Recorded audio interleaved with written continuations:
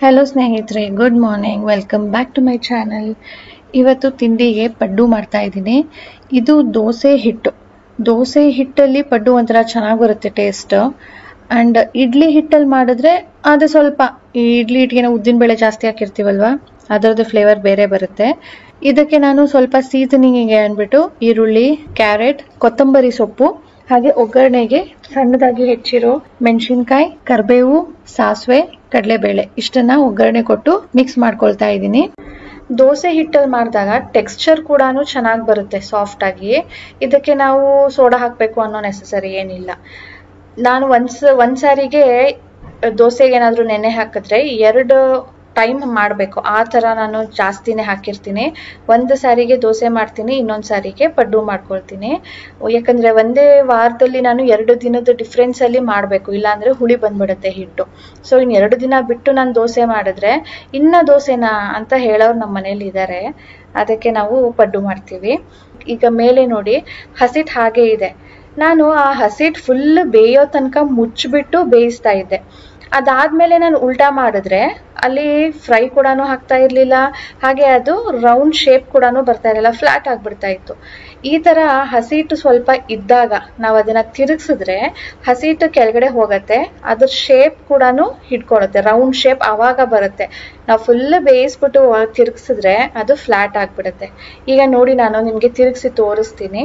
ಇದು ಕಾಸ್ಟ್ ಐರನ್ದು ಆಪಂ ತವ. ಚೆನ್ನಾಗಿ ಸೀಸನಿಂಗ್ ಆಗಿದ್ರೆ ಜಸ್ಟ್ ಟಚ್ ಮಾಡಿದ್ರೆ ಸಾಕು, ತುಂಬಾ ಚೆನ್ನಾಗಿ ಎದ್ದು ಬರುತ್ತೆ. ಸೀಸನಿಂಗ್ ಆಗಿಲ್ಲ ಅಂದ್ರೆ ಅಂಟ್ಕೊಂಡ್ಬಿಡುತ್ತೆ. ಇದು ಬೇಯಿಸ್ಬೇಕಾದ್ರೆ ಮುಚ್ಚಬೇಕು ಅನ್ನೋ ನೆಸಸರಿ ಇಲ್ಲ. ನೋಡಿ ಎಷ್ಟು ಚೆನ್ನಾಗಿ ರೌಂಡ್ ಶೇಪ್ ಬಂದಿದೆ ಅಂತ ಹೇಳ್ಬಿಟ್ಟು. ನಾನು ಆ ಕಡೆ ಸ್ಕೂಲ್ಗೆ ಹೋದ್ಮೇಲೆ ನಾನೀಗ ಸ್ವಲ್ಪ ಬೆಡ್ ಸ್ಪ್ರೆಡ್ಸ್, ಪಿಲ್ಲೋ ಕವರ್ಸ್ನೆಲ್ಲಾನು ತೆಗೆದುಕೊಳ್ತಾ ಇದ್ದೀನಿ. ಇದನ್ನ ವಾಶ್ ಮಾಡಬೇಕು, ಆದ್ರೆ ಇವತ್ತು ಮಾಡೋದಿಲ್ಲ. ಬೇರೆ ಸೆಟ್ ಆಫ್ ಕ್ಲೋತ್ಸ್ ಇದೆ, ಅದನ್ನ ಮಾಡ್ತೀನಿ. ಇದನ್ನ ನೆಕ್ಸ್ಟ್ ಸೆಟ್ಗೆ ವಾಶ್ ಮಾಡ್ಕೊಳ್ತೀನಿ. 2-3 ಡೇಸ್ ಇಂದ ನಾನು ಕೂಡ ಹಾಲಿಡೇ ಅಲ್ಲಿದ್ದೆ, ಹಾಗಾಗಿ ಇವಾಗೆಲ್ಲಾನು ತೆಗೆದು ಕ್ಲೀನ್ ಮಾಡ್ತಾ ಇದ್ದೀನಿ. ಶನಿವಾರ ಒಂದು ವ್ಲಾಗ್ ಹೋಗ್ಬೇಕಿತ್ತು, ಶನಿವಾರ ಹೋಗಿರ್ಲಿಲ್ಲ, ಯಾಕಂದ್ರೆ ಅವತ್ತು ನಾನು ರೆಸ್ಟಿಂಗ್ ಮೋಡ್ ಅಲ್ಲಿ ಇದ್ದೆ. ಸೊ ಇವತ್ತೆಲ್ಲಾನು ತೆಗೆದು ಕ್ಲೀನ್ ಮಾಡ್ಕೊಳ್ತಾ ಇದ್ದೀನಿ.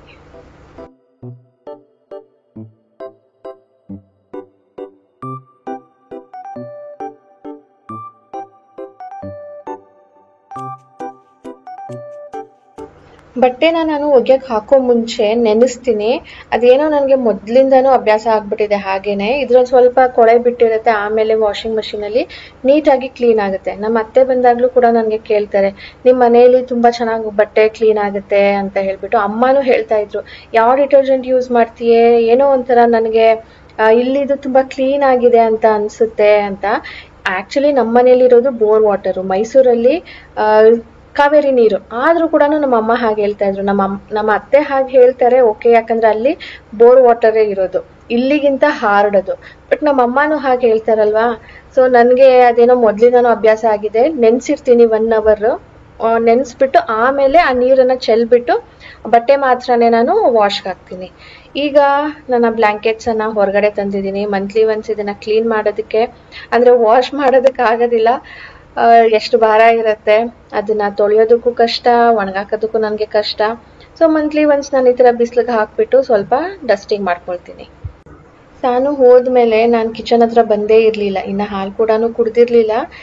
ಏನೋ ಸ್ನೇಹಿತರೆ, 1-2 ದಿನ ರಜಾ ತಗೊಂಡ್ಬಿಟ್ರೆ ನಾನು ಕೆಲಸದಿಂದ, 3ನೇ ದಿನಕ್ಕೆ ಏನಪ್ಪ ಇಷ್ಟೊಂದು ಕೆಲಸ ಇದೆ ಅಂತ ಅನ್ನಿಸ್ಬಿಡುತ್ತೆ. ಅಷ್ಟೊಂದು ಇರುತ್ತೆ. ಅಂದ್ರೆ ಸಾಮಾನುಗಳು ಅಲ್ಲಲ್ಲೇ ಇಟ್ಬಿಟ್ಟಿರ್ತಾರೆ. ನಾನು ಎತ್ತಿದ್ರೇನೆ ಅದು, ಅಥವಾ ಎತ್ತು ಅಂತ ಹೇಳಿದ್ರೇನೆ, ಇಲ್ಲಾಂದ್ರೆ ಇಬ್ರುನು ಎಲ್ಲಂದ್ರಲ್ಲಿ ಇಟ್ಟಿರ್ತಾರೆ. ಅದನ್ನೆಲ್ಲ ಕ್ಲೀನ್ ಮಾಡೋದು, ಈ ತರ ಬೆಡ್ ಸ್ಪ್ರೆಡ್ಸ್ನೆಲ್ಲಾನು ತೆಗೆದು ಎಲ್ಲಾನು ಕ್ಲೀನ್ ಮಾಡೋದು. ಸೊ ಅದನ್ನೇ ಮಾಡ್ಕೊಂಡು ಇದ್ಬಿಟ್ಟಿದ್ದೆ. ಈಗ ಕಿಚನ್ಗೆ ಬಂದಿದ್ದೀನಿ. ಕಿಚನ್ ಕ್ಯಾಬಿನೆಟ್ ಎಲ್ಲ ಕ್ಲೀನ್ ಮಾಡಬೇಕು. ಆಮೇಲೆ ಗುಡ್ಸಿ ಒರೆಸಿ ಸ್ನಾನ ಮಾಡಿ ಬಂದು ಪೂಜೆ ಮಾಡಬೇಕು. ಪೂಜೆ ಮಾಡೋ ಮುಂಚೆ ನಾನು, ಅಂದ್ರೆ ಸ್ನಾನ ಮಾಡಿದ ತಕ್ಷಣನೇ ಸ್ಕಿನ್ ಕೇರ್ ಮಾಡ್ಕೊಳ್ತೀನಿ. ಅದು ಒಂಥರ ಒಳ್ಳೇದು, ಚೆನ್ನಾಗಿ ಸ್ಪ್ರೆಡ್ ಆಗತ್ತೆ ಬಾಡಿಯಲ್ಲಿ. ಅವಾಗ ತಾನೇ ನೀರಿಂದ ಬಂದಿರ್ತೀವಲ್ವಾ, ನೀರಿನ ಕಂಟೆಂಟ್ ಇರುತ್ತೆ. ಸೊ ಸ್ಮೂತ್ ಆಗಿ ಸ್ಪ್ರೆಡ್ ಔಟ್ ಆಗುತ್ತೆ. ನನ್ಗಂತೂ ಎಷ್ಟು ಡ್ರೈ ಸ್ಕಿನ್ ಅಂದ್ರೆ ನನ್ನ ನೆಕ್ ಹತ್ರ ಕೂಡ ಡ್ರೈ ಔಟ್ ಆಗ್ಬಿಟ್ಟಿದೆ. ಒಂಥರ ಅಲ್ಲೂ ಕೂಡ ಸ್ಕ್ರಬ್ ಮಾಡ್ಕೊಳ್ಬೇಕು, ಆ ರೀತಿಯಲ್ಲಿ ಆಗ್ಬಿಟ್ಟಿದೆ. 1-2-3 ಡೇಸ್ ಇಂದ ಏನು ಹಚ್ಚೇ ಇರ್ಲಿಲ್ಲ. ಅದಕ್ಕೆ ತುಂಬಾನೇ ಒಂಥರ ಉರಿಯೋದಕ್ಕೆ ಶುರು ಆಗ್ಬಿಟ್ಟಿತ್ತು. ಸೊ ನಾನು ಡೈಲಿ ಫೇಸ್ಗೆ ಏನು ಮಾಯಿಶ್ಚರೈಸರ್ ಹಚ್ತೀನೋ ಅದನ್ನೇ ನಾನು ನೆಕ್ಗೆ ಹಾಗೆ ಬ್ಯಾಕ್ಗೂ ಹಚ್ತೀನಿ. ಅದರ ಜೊತೆ ಸನ್ಸ್ಕ್ರೀನ್ ಲೋಷನ್, ಎಸ್ಪೆಷಲಿ ನಾನು ಹೊರಗಡೆ ಹೋಗ್ತೀನಲ್ವಾ, ಅದಕ್ಕೆ ಬ್ಯಾಕ್, ನೆಕ್, ಹ್ಯಾಂಡ್ಸ್, ಫೇಸ್ ಹಚ್ಚಲೇಬೇಕು. ನಾನು ನಿಮ್ಮ ಜೊತೆ ಕೂಡ ಇದು ಶೇರ್ ಮಾಡ್ತಿರೋದು ಯಾಕೆ ಅಂದರೆ, ನೀವು ಬೇರೆ ಕ್ರೀಮ್ ಯೂಸ್ ಮಾಡ್ತಾ ಇದ್ರೂ ಪರವಾಗಿಲ್ಲ, ಫೇಸ್ಗೆ ಮಾಯಿಶ್ಚರೈಸರ್, ಹ್ಯಾಂಡ್ ಆ್ಯಂಡ್ ಲೆಗ್ಗೆ ಬಾಡಿ ಲೋಷನ್ನು ಪ್ಲಸ್ ಸನ್ಸ್ಕ್ರೀನ್ ಲೋಷನ್ ನೀವು ಎರಡನ್ನ ಹಚ್ಚಲೇಬೇಕು. ನಾನು ಡೈಲಿ ಬೇಸಿಸ್ ಮೇಲೆ ಯಾವುದೇ ಬೇರೆ ಮೇಕಪ್ ಕ್ರೀಮು ಕಾಸ್ಮೆಟಿಕ್ಸ್ ಯೂಸ್ ಮಾಡೋದಿಲ್ಲ, ಇದು ಎರಡನ್ನೇ ಯೂಸ್ ಮಾಡೋದು. ಇದರ ಜೊತೆ ನಾನು ಒಂದು ಬೊಟ್ಟಿಟ್ಕೊಂಡು ಲಿಪ್ ಬಾಮ್ ಹಚ್ಕೊಳ್ತೀನಿ. ಆ್ಯಂಡ್ ಈ ಸನ್ಸ್ಕ್ರೀನ್ ಲೋಷನ್ನು ನೀವು ಸಂಜೆ ಹೋಗ್ತೀನಿ ಹೊರಗಡೆ ಅನ್ನಂಗಿದ್ರೆ ಬೆಳಿಗ್ಗೆ ಹಚ್ಚಿರ್ತೀರಲ್ವಾ, ಹೋಗೋ ಟೈಮಲ್ಲಿ ಮತ್ತೆ ಹಚ್ಚಬೇಕು, 4 hours ಒನ್ಸ್ ಹಚ್ಚಬೇಕು. ಎಸ್ಪೆಷಲಿ 50+ ಇರಬೇಕು ಸನ್ ಪ್ರೊಟೆಕ್ಷನ್. ಹ್ಯಾಂಡ್ಸ್ಗೆ, ಲೆಗ್ಸ್ಗೆ, ಬ್ಯಾಕ್ಗೂ must. So done with the skin care. ಈಗ ನಾನು ಹೋಗಿ ಪೂಜೆ ಮಾಡಿಬಿಟ್ಟು ತಿಂಡಿ ಮಾಡಿ ಬರ್ತೀನಿ. ಅಷ್ಟೊತ್ತಿಗೆ ನಾನು ಮತ್ತೆ ಸಾನು ಕರ್ಕೊಂಡು ಬರೋದಕ್ಕೆ ಹೊರಡಬೇಕು.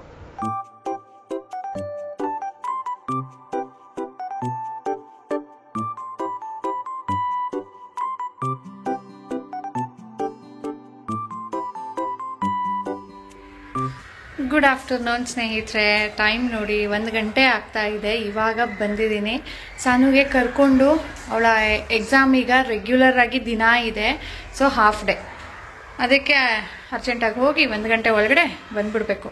ಏನು ಬಿಸಿಲು ಸ್ನೇಹಿತರೆ. ನಾನು ಹೋಗ್ಬೇಕಾದ್ರೆ ಈ ಡ್ರೆಸ್ ಹಾಕೊಂಡ, ವೇಲ್ ಹಾಕ್ಕೊಂಡಿದ್ನ. ವೇಲು ಫುಲ್ ತಲೆ ಕವರ್ ಆಯಿತು, ನನ್ನ ಬ್ಯಾಕ್ ಕವರ್ ಆಯಿತು, ಅದ್ರ ಕೈಗಳು. ಆಮೇಲೆ ಮತ್ತೆ ನಂದು ಕಾರ್ಡಿಗನ್ ಹಾಕ್ಕೊಂಡು ಅದನ್ನು ತೆಗೆದುಕೊಂಡು ಹೋಗೋ ತನಕ 3 minutes ಲೇಟ್ ಆಗೋಯ್ತು.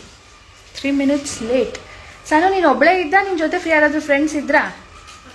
ತನಿಷ್ಕಾ ಹೋಗ್ಬಿಟ್ಲು ಬೇಗ. ಆಮೇಲೆ ಆಕಾಂಕ್ಷ ಇದ್ಲು, ಅವರಪ್ಪ ಬಂದ್ರು. ನೀನ್ ಬರೋದು 5 ನಿಮಿಷ ಮುಂಚೆ ಆಕಾಂಕ್ಷ ಹೋದ್ಲು. 5 ನಿಮಿಷ ಅಲ್ಲ, ಮೇ ಬಿ 5 ಸೆಕೆಂಡು 10 ಸೆಕೆಂಡು ಆ ಥರ. ಇಲ್ಲ ನಾನು ಬಂದಿರೋದೇ ಸೋನಾ 3 minutes ಏನೋ ಲೇಟ್ ಅಷ್ಟೇನೆ. ನಾನು ಅಲ್ಲಿ ಗಾಡಿ ಹೋಗೋದು ನೋಡಿದೆ. ನಿಮ್ಮ ಸ್ಕೂಲ್ ಗಾಡಿ. ಓಕೆ, ಆ ಥರ ಈ ಸ್ವಲ್ಪ ಲೇಟ್ ಆಗೋಯ್ತು ಇವತ್ತು. ಆ ಥರ ಆ ರೀತಿಯಲ್ಲಿ ಈಗ ನಮ್ಮ ಮುಂದಿನ ಕೆಲಸಗಳು ಬೇಗ ಬೇಗ ಶುರು ಮಾಡಬೇಕು. ಸಾನು ಅವಳ ರೀಡಿಂಗ್ ಶುರು ಮಾಡಬೇಕು. ಅವಳು ರೀಡಿಂಗ್ ಆದ ತಕ್ಷಣ 1 hour ಟೈಮ್ ಕೊಟ್ಟಿರ್ತೀನಿ. ಆಮೇಲೆ ಮತ್ತೆ ನಾನು ಕೂತ್ಕೊಂಡು ಕೇಳ್ತೀನಿ. ಅಂದರೆ ನಾನು ಅವಳಿಗೆ ಓದಿಸೋದು ಅಂತ ಏನೂ ಇಲ್ಲ ಸ್ನೇಹಿತರೆ. ಅವಳಾಗಿ ಎಲ್ಲಾನು ಓದ್ಕೋತಾಳೆ. ಏನಪ್ಪಾ ಅಂದ್ರೆ ಯಾವ ಮಟ್ಟಿಗೆ ಓದಿದಾಳೆ ಅಂತ ಚೆಕ್ ಮಾಡ್ತೀನಿ ಅಷ್ಟೇನೆ. ಚೆಕ್ ಮಾಡೋದಕ್ಕೇನೆ ಅಷ್ಟೊತ್ತು ಟೈಮ್ ಇಡ್ಸುತ್ತೆ ಸ್ನೇಹಿತರೆ. ಇವಳು ಓದ್ತಾ ಇದ್ರೆ ನಾನು ಇವಳು ಏನ್ ಮಾಡ್ತಾ ಇದ್ದಾಳೆ ಅಂತ ನೋಡ್ತಾ ಇರ್ಬೇಕು. ಇಲ್ಲ ಅಂದ್ರೆ ಹಂಗೆ ಮಲ್ಕೊಂಡ್ಬಿಟ್ಟಿರ್ತಾಳೆ.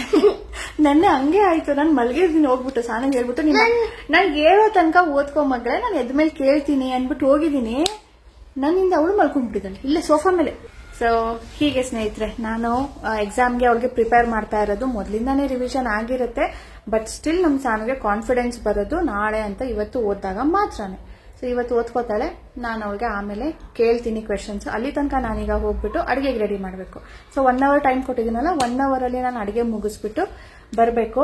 ಇದ್ರ ಮಧ್ಯ ನನ್ನ ಕೆಲಸನೂ ನಾನು ಮಾಡ್ಕೊಳ್ಬೇಕು. ಬೆಳಿಗ್ಗೆ ವ್ಲಾಗ್ ಸ್ಟಾರ್ಟ್ ಮಾಡಿದ್ದು, ಬಟ್ ಏನು ಅಂತ ಸ್ಪೆಷಲ್ ಥಿಂಗ್ಸ್ ಮಾಡೋದಕ್ಕೆ ಆಗಲಿಲ್ಲ ನನಗೆ. ನಾನು ತುಂಬಾ ದಿನದಿಂದ ನಿಮ್ಮ ಜೊತೆ ಶೇರ್ ಮಾಡಬೇಕು, ನೀವು ಕೂಡ ಕೇಳ್ತಾನೆ ಇದ್ರಿ. ಏನು ಅಂದ್ರೆ ನಮ್ಮ ಸ್ಕಿನ್ ಕೇರ್ ಸೀರಮ್, ಅದು ತುಂಬಾ ಚೆನ್ನಾಗಿದೆ, ಕಾಸ್ಟ್ ಎಫೆಕ್ಟಿವ್ ಅಂಡ್ ನಮ್ಮ ಸ್ಕಿನ್ ಮೇಲೆ ಕೂಡ ತುಂಬಾನೇ ಚೆನ್ನಾಗಿ ವರ್ಕ್ ಆಗುತ್ತೆ. ಅದನ್ನ ತೋರಿಸ್ಬೇಕು. ಒಬ್ರಂತೂ ನನಗೆ ದಿನಾ ಕಮೆಂಟ್ ಮಾಡ್ತಾ ಇದ್ದಾರೆ, ನಾವು ಚಾಪಿಂಗ್ ಬೋರ್ಡ್ ಯೂಸ್ ಮಾಡ್ತೀವಲ್ವಾ, ನನ್ನ ಹತ್ರ 2-3 ಥರದ್ದಿದೆ, ಅದರದ್ದು ರಿವ್ಯೂ ಕೊಡಿ ಅಂತ ಹೇಳ್ಬಿಟ್ಟು. ಸೊ ಬನ್ನಿ ಅದನ್ನು ಮಾಡೋಣ. ತಾವು ಕಂಟಿನ್ಯೂ ಮಾಡಿ ಓದ್ಕೊಳ್ಳೋದಕ್ಕೆ. ಸ್ನೇಹಿತರೆ, ಈಗ ನಾನು ಅಡುಗೆ ಮುಗಿಸಿದ್ದೀನಿ. ಮುಗಿಸಾದ್ಮೇಲೆ ನಿಮ್ಮ ಫಸ್ಟ್ ಕಮೆಂಟ್ಗೆ ರಿಪ್ಲೈ ಮಾಡ್ತಾ ಇದ್ದೀನಿ. ಈಗ ಚಾಪಿಂಗ್ ಬೋರ್ಡ್ ಇದೆ ಅಲ್ವಾ, ಇದರಲ್ಲಿ ಯಾವುದು ಒಳ್ಳೆಯದು, ಯಾಕೆ ಅದು ಯೂಸ್ ಮಾಡಬಾರ್ದು ಅಂತ ನಿಮಗೆ ತಿಳಿಸ್ತೀನಿ. ನಾನು ಮೊದಲು ಯೂಸ್ ಮಾಡ್ತಾ ಇದ್ದಿದ್ದು ಪ್ಲಾಸ್ಟಿಕ್ದು. ಅದು ಹೇಗಿತ್ತು ಅಂದರೆ, ಒಂದು ಕಡೆ ಕಟಿಂಗ್ ಇತ್ತು, ಇನ್ನೊಂದು ಕಡೆ ಅದನ್ನು ಕಟ್ ಮಾಡಿ ಇದನ್ನು ಪುಷ್ ಮಾಡ್ಬೋದು, ಆ ಥರ ಎಷ್ಟು ಉದ್ದಕ್ಕಿತ್ತು. ಅದು ನಂದು ಹಳೇದಾಯಿತು ಅಂದ್ಬಿಟ್ಟು ಅದಾದಮೇಲೆ ನಾನು ಇದು ಒಂದು ಪ್ಲಾಸ್ಟಿಕ್ದು ಇದೆ, ಇದು ಸುಮ್ಮನೆ ಎಮರ್ಜೆನ್ಸಿಗೆ ಏನಾದರೂ ಕೊತ್ತಂಬರಿ ಮಾತ್ರನೇ ಕಟ್ ಮಾಡಬೇಕು, ಸ್ವಲ್ಪನೇ ಸ್ವಲ್ಪ ಇರುತ್ತಲ್ವ, ಅಷ್ಟು ದೊಡ್ಡದು ಚಾಪಿಂಗ್ ಬೋರ್ಡ್ ಯಾಕೆ ಅಂದ್ಬಿಟ್ಟು ಇದು ಒಂದು ಚಿಕ್ಕದು ಇಟ್ಕೊಂಡಿದ್ದೆ. ಸೊ ಇದೊಂದು ಇದೆ, ಬಟ್ ಯೂಸ್ ಮಾಡೋದಿಲ್ಲ, ಅದನ್ನು ಎತ್ತಿಟ್ಬಿಟ್ಟಿದೆ. ಇವಾಗ ಹುಡುಕಿ ಮತ್ತೆ ತೆಗೆದೆ. ಇದು ಎರಡನೇದು ಬ್ಯಾಂಬೂ ಟ್ರೀದು ಚಾಪಿಂಗ್ ಬೋರ್ಡ್ ನಾನು ತೊಗೊಂಡಿದ್ದು. ನಮ್ಮ ಶಾನು ಅವರು ನಿದ್ದೆ ಮಾಡಿ ಎದ್ದು ಈಗೇನು ಮಾಡ್ತಾಳೆ ಗೊತ್ತಾ, ಇವಾಗ ಓದಕ್ಕೆ ಕೂತ್ಕೋತಾಳೆ. ರಾತ್ರಿ 10:30 ಆದರೂ ನಿದ್ದೆ ಬಂದಿಲ್ಲ ಅಂತ ಹೇಳ್ತಾಳೆ. 10 ಗಂಟೆಗೆ ಮಲ್ಕೊಳ್ಳೋಣ ಅನ್ನಂಗಿಲ್ಲ. ಈಗ ಹೋಗಿ ಸ್ವಲ್ಪ ಮುಖ ತೊಳ್ಕೋಗು. ಫ್ಯಾನ್ ಹಾಕೊಳ್ದೆ ಮಲಗಿದ್ಲು, ಅದು ಬೇರೆ ಶಕೆಗೆ ಸುಸ್ತಾಗುತ್ತೆ. ಸ್ವಲ್ಪ ತಣ್ಣೀರಲ್ಲಿ ಮುಖ ವಾಶ್ ಮಾಡು. ನಾಳೆ ಇರೋದು ಕನ್ನಡ ಈಸಿ ಇದೆಯಂತೆ, ಎಲ್ಲ ಓದಾಗಿದೆ. You will be proud to ask questions to me and you will be proud about me ಅಂತ ಹೇಳಿದ್ಲು. ಯಾಕಂದರೆ ಎಲ್ಲನೂ ಓದ್ಬಿಟ್ಟಿದ್ದಾಳಂತೆ. ನಾನು ಇನ್ನೂ ಈ ಕಡೆ ಬಂದೇ ಇಲ್ಲ. ಅಮ್ಮ ನಾನೆಲ್ಲ ಓದ್ಬೋ, ಆಯಿತು ತಗೋ ಕೇಳು ಅಂದ್ಲು. ಸರಿ ಸ್ವಲ್ಪ ಹೊತ್ತಿರು, ನಾನು ಅಡುಗೆ ಮಾಡಿಬಿಟ್ಟು ಬರ್ತೀನಿ ಅಂದೆ. ಅಷ್ಟೊತ್ತಿಗೆ ಮಲ್ಕೊಂಡ್ಬಿಟ್ಟಿದ್ದಾಳೆ. ಓಕೆ, ಈಗ ಇದನ್ನು ಮುಗಿಸ್ಬಿಡ್ತೀನಿ. ಅದಾದಮೇಲೆ ಹೋಗ್ಬಿಟ್ಟು ಅವಳಿಗೆ ಕ್ವೆಶನ್ಸ್ ಕೇಳಬೇಕು. ಸೊ ಪ್ಲಾಸ್ಟಿಕ್ ಆದಮೇಲೆ ನಾನು ಈ ಬ್ಯಾಂಬೂ ಚಾಪಿಂಗ್ ಬೋರ್ಡನ್ನು ತೊಗೊಂಡಿದ್ದು. ಇದಾದಮೇಲೆ ನೆಕ್ಸ್ಟ್ ಸ್ಟೀಲ್ ಚಾಪಿಂಗ್ ಬೋರ್ಡ್. ಈಗ ಇದರಲ್ಲಿ ಬೆಸ್ಟ್ ಯಾವುದು ಅಂತ ನೀವು ಕೇಳೋದಾದರೆ ನನಗೆ ಸ್ಟೀಲ್ ಚಾಪಿಂಗ್ ಬೋರ್ಡ್ ಅಂತ ಅನಿಸುತ್ತೆ. ಯಾಕಪ್ಪ ಅಂದರೆ ಇದು ಸ್ವಲ್ಪ ಮೇಂಟೆನೆನ್ಸ್ ಕಷ್ಟ. ಕಟ್ ಮಾಡ್ತಾ ನೋಡಿ ಎಲ್ಲ ಒಂಥರ ನಾವು ಕಟ್ ಮಾಡಿದಾಗ ಸ್ಕ್ರ್ಯಾಚ್ ಆಗುತ್ತಲ್ಲ, ಅಲ್ಲೆಲ್ಲನೂ ಕಪ್ಪಗಾಗೋದಕ್ಕೆ ಶುರುವಾಗುತ್ತೆ.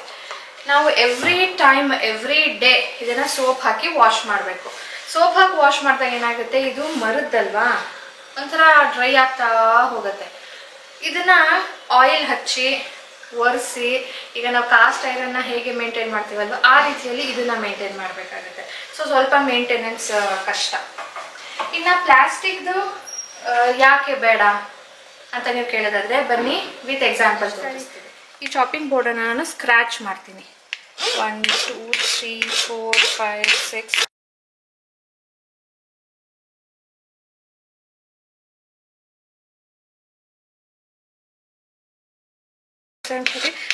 50 ಆಯಿತಾ. ನೆಕ್ಸ್ಟ್ ಬ್ಯಾಂಬೂ ಚಾಪಿಂಗ್ ಬೋರ್ಡ್, ಇದನ್ನು ಕೂಡ 50 ಟೈಮ್ಸ್ ಮಾಡ್ತೀನಿ.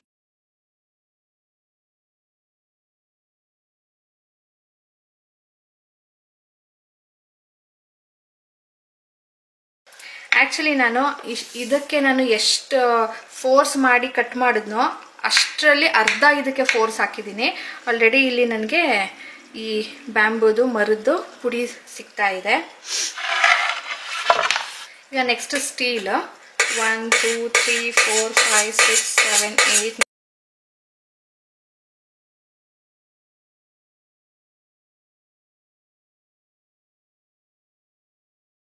ಸೊ ಇದಕ್ಕೆ ನಾನು ಎಷ್ಟು ಫೋರ್ಸ್ ಹಾಕಿದ್ನೋ ಅಷ್ಟೇ ಫೋರ್ಸು ಇದಕ್ಕೆ ಹಾಕಿದ್ದೀನಿ. ನಿಮ್ಗೇನಾದರೂ ಪುಡಿ ಕಾಣ್ತಾ ಇದೆಯಾ? ಸ್ವಲ್ಪನೂ ಏನೂ ಪುಡಿ ಇಲ್ಲ. ಒಂದು ಬ್ಲ್ಯಾಕ್ ಪೇಪರ್ ತೊಗೊಂಡಿದ್ದೀನಿ, ಇದ್ರ ಮೇಲೆ ಇದನ್ನು ಕುಟ್ತೀನಿ. ಏನಾದರೂ ಪುಡಿ ಇದ್ರೂ ಬೀಳಬೇಕು. ಸೊ ಮೆಟಲ್ ಆಗಿರೋದ್ರಿಂದ ಇದರಲ್ಲಿ ನಾವು ಎಷ್ಟೇ ಕಟ್ ಮಾಡಿದ್ರೂ ಏನು ಪುಡಿ ಬರೋದಿಲ್ಲ. ಈಗ ಇದರಲ್ಲಿ ಎಷ್ಟು ಪ್ಲಾಸ್ಟಿಕ್ ಕಲೆಕ್ಟ್ ಆಗಿದೆ ನೋಡೋಣ.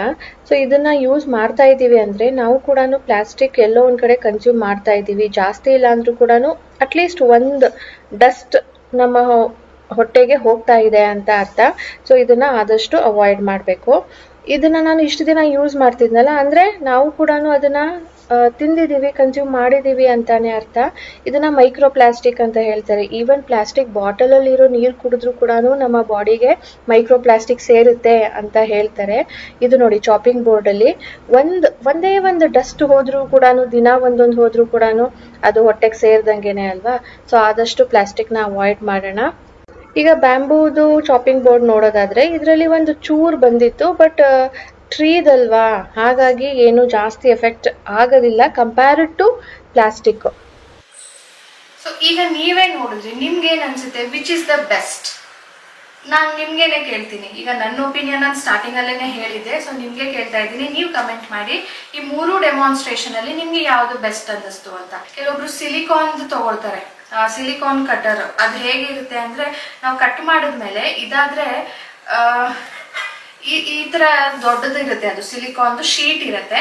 ಆ ಶೀಟ್ ಮೇಲೆ ಕಟ್ ಮಾಡಿಬಿಟ್ಟು ಇದನ್ನ ಎತ್ತಿ ನಾವು ಹಾಕ್ಬೇಕಾದ್ರೆ ಡೈರೆಕ್ಟ್ ನಾವು ಪಾತ್ರೆಗೆ ಹಾಕ್ತೀವಿ ಅಂದಾಗ ಅಗ್ಲಕ್ಕಿರುತ್ತಲ್ವಾ ಇದು ನಿಧಾನಕ್ಕೆ ಹಾಕ್ಬೇಕು. ಆ ಸಿಲಿಕಾನ್ ಶೀಟ್ ಹೇಗಿರುತ್ತೆ ಅಂದ್ರೆ ಫೋಲ್ಡ್ ಮಾಡ್ಬೋದು, ಅದು ಫ್ಲೆಕ್ಸಿಬಲ್ ಇರುತ್ತಲ್ವಾ.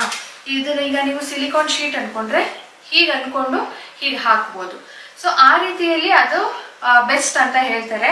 ಬಟ್ ಸಿಲಿಕಾನ್ ಕೂಡ ಕಟ್ ಆದ್ಮೇಲೆ ಅದು ಯೂಸ್ ಮಾಡಬಾರ್ದು, ಅದು ಟಾಕ್ಸಿಕ್ ರಿಲೀಸ್ ಮಾಡುತ್ತೆ. ಅದಕ್ಕೆ ನಾನು ಈ 2 ಆಪ್ಷನ್ ನಿಮ್ಗೆ ಕೊಡ್ತೀನಿ, ಒಂದು ಸ್ಟೀಲು, ಒಂದು ಬ್ಯಾಂಬೂ ಚಾಪಿಂಗ್ ಬೋರ್ಡ್. ಬಟ್ ಡ್ಯೂರೇಬಿಲಿಟಿಗೆ ಹೋಲಿಸ್ಕೊಂಡ್ರೆ ನಿಮ್ಗೆ ಸ್ಟೀಲ್ದೇನೆ ಚೆನ್ನಾಗಿ ಬಾಳಿಕೆ ಬರೋದು. ಇದು ಹೇಳಿದ್ನಲ್ಲ ಸ್ಕ್ರಾಚಸ್ ಆಗತ್ತೆ, ಅಲ್ಲಿ ಕಪ್ಪಗೆ ಕಾಣುತ್ತೆ, ಹಳೇದು ತರ ಕಾಣುತ್ತೆ, ಡ್ರೈ ಔಟ್ ಆಗುತ್ತೆ. ಸೊ ಮೇಂಟೆನೆನ್ಸ್ ವೈಸ್ ಕೂಡ ಸ್ವಲ್ಪ ಅದು ಕಷ್ಟ. ಸ್ಟೀಲ್ ಅಲ್ಲಿ ನಿಮ್ಗೆ ಜಸ್ಟ್ ರಿನ್ಸ್ ಮಾಡಿ ಇಟ್ಟರು ಕೂಡ ಈಸಿಯಾಗಿ ಮೇಂಟೈನ್ ಮಾಡ್ಬೋದು. ಬೆಳಿಗ್ಗೆ ಬಟ್ಟೆ ಒಗ್ದಿದ್ನಲ್ವಾ, ನೆನ್ಸಿದ್ದೆ. ಅದಾದ್ಮೇಲೆ ಸ್ಕೂಲ್ಗಿಂದ ಬಂದ ಮೇಲೆ ಒಗ್ದೆ. ಅದನ್ನ ಈಗ ಒಣಗಾಕ್ಬೇಕು. ಒಣಗಾಕೋದಕ್ಕೆ ಜಾಗ ಕಡಿಮೆ ಇದೆ ನನಗೆ ಇಲ್ಲಿ. ಅದಕ್ಕೆ ಈ ಬ್ಲಾಂಕೆಟ್ಸ್ನೆಲ್ಲಾನು ತೆಗೆದು ಬಿಡೋಣ, ಆಮೇಲೆ ಅದನ್ನ ಒಣಗಾಕೋಣ.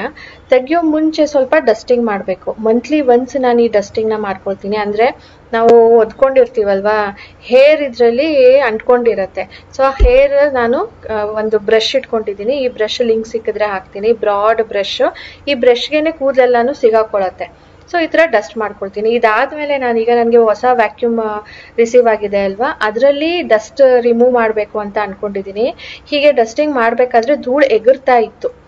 ಅದಕ್ಕೆ ಆ ವ್ಯಾಕ್ಯೂಮ್ ಈಸ್ ಬೆಸ್ಟ್ ಅಂತ ಅನ್ನಿಸ್ತು. ಅದನ್ನು ಕೂಡ ಇವತ್ತು ಟ್ರೈ ಮಾಡ್ತೀನಿ.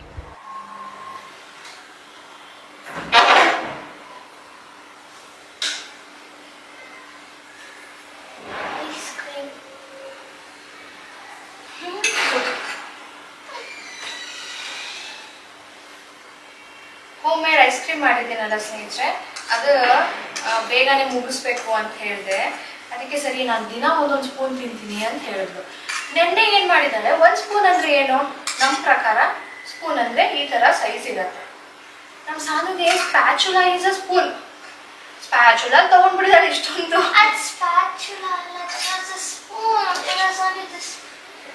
ಇದಕ್ಕೇನಂತ ಸನ ಈ ಸೈಜ್ದು size this is curl spoon.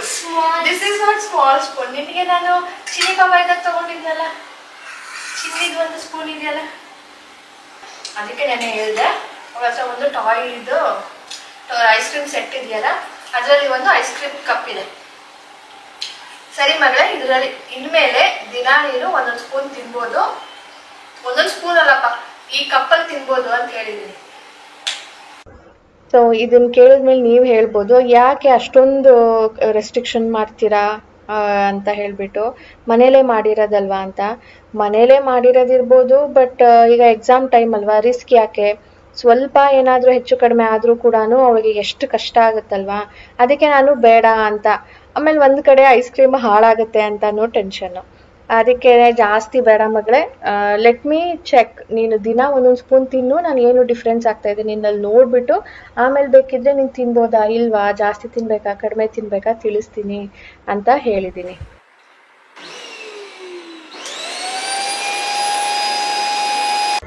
ಸ್ನೇಹಿತರೆ, ಇವಾಗ ಅಲ್ಲಿ ನಾನು ಸಾನುಗೆ ಓದೋದಕ್ಕೆ ಹೇಳಿಬಿಟ್ಟು, ಅಂದರೆ ಒಂದು ರೌಂಡ್ ಕೇಳಿ ಆಯಿತು, ಆಮೇಲೆ ಇನ್ನೂ ಒಂದು ರೌಂಡ್ ಓದ್ಕೋ ಅಂತ ಹೇಳಿದ್ದೀನಿ. ಬೇರೆ ಸಬ್ಜೆಕ್ಟ್ ಓದೋದಕ್ಕೆ ಹೇಳಿದ್ದೀನಿ. ಸೊ ಈಗ ನಾನು ಹೇಳಿದ್ನಲ್ಲ, ಬ್ಲ್ಯಾಂಕೆಟಲ್ಲಿ ತುಂಬ ಧೂಳು ಬರ್ತಾ ಇತ್ತು ಡಸ್ಟ್ ಮಾಡಬೇಕಾದ್ರೆ ಅಂತ, ಅದಕ್ಕೆ ವ್ಯಾಕ್ಯೂಮ್ ಮಾಡ್ತಾ ಇದ್ದೀನಿ. ತುಂಬಾ ಧೂಳಿತ್ತು. ಆಬ್ವಿಯಸ್ಲಿ ಇದ್ದೇ ಇರುತ್ತೆ, ಯಾಕಂದರೆ ಇದು ತೊಗೊಂಡಾಗಲಿ ನಾವು ಒಂದ್ಸಾರಿನೂ ವಾಶ್ ಮಾಡಿಲ್ಲ. ಈಗ ಸಮ್ಮರ್ ಆಗಿರೋದ್ರಿಂದ ಇದನ್ನು ನಾವು ಜಾಸ್ತಿ ಯೂಸ್ ಮಾಡಲ್ಲ. ಅದಕ್ಕೇ ಎಲ್ಲ ಡಸ್ಟ್ ಮಾಡಿಬಿಟ್ಟು ಎತ್ತಿಟ್ಬಿಡೋಣ ಅಂತ ಅಂದ್ಕೊಂಡು ಇದನ್ನು ಈಗ ವ್ಯಾಕ್ಯೂಮ್ ಕ್ಲೀನ್ ಮಾಡ್ತಾ ಇದ್ದೀನಿ. ಸ್ನೇಹಿತರೆ, ಇವತ್ತಿನ ವ್ಲಾಗ್ ಇದ್ರೊಂದಿಗೆ ಎಂಡ್ ಮಾಡ್ತೀನಿ. ಇನ್ನು ಆ್ಯಕ್ಚುಲಿ ಕಂಟಿನ್ಯೂ ಮಾಡಿದ್ದೆ, ಬಟ್ ತುಂಬಾ ಲೆಂತಿ ಆಗಿಬಿಡುತ್ತೆ. ನೆಕ್ಸ್ಟ್ ವ್ಲಾಗಲ್ಲಿ ಕಂಟಿನ್ಯೂ ಮಾಡ್ತೀನಿ. ಸೊ ಸಿಗೋಣ ಮುಂದಿನ ವ್ಲಾಗ್ನೊಂದಿಗೆ. ಆದರೆ ಇವತ್ತಿನ ವಿಡಿಯೋ ನಿಮ್ಗೆ ಇಷ್ಟ ಆಗಿದ್ರೆ, ಅದ್ರ ಒಂದೇ ಒಂದು ಪಾಯಿಂಟ್ ಇಷ್ಟ ಆಗಿದ್ರು ಕೂಡ ಪ್ಲೀಸ್ ಸಪೋರ್ಟ್ ಮಾಡಿ. ಲೈಕ್ ಬಟನ್ನ ಕ್ಲಿಕ್ ಮಾಡಿಬಿಟ್ಟು ನನಗೆ ಇಷ್ಟ ಆಗಿದೆ ಅಂತ ತಿಳಿಸಿ. ಅದು ಕೂಡ ನನಗೆ ತುಂಬ ಮೋಟಿವೇಟ್ ಮಾಡುತ್ತೆ ಇಂಥ ಹಲವಾರು ವಿಡಿಯೋಸ್ನ ನಿಮ್ಮ ಜೊತೆ ಶೇರ್ ಮಾಡೋದಕ್ಕೆ. ಸ್ನೇಹಿತರೆ, ಬಾಯ್ ಬಾಯ್, ಟೇಕ್ ಕೇರ್. ಸಿಗೋಣ ನೆಕ್ಸ್ಟ್ ವ್ಲಾಗ್ನೊಂದಿಗೆ.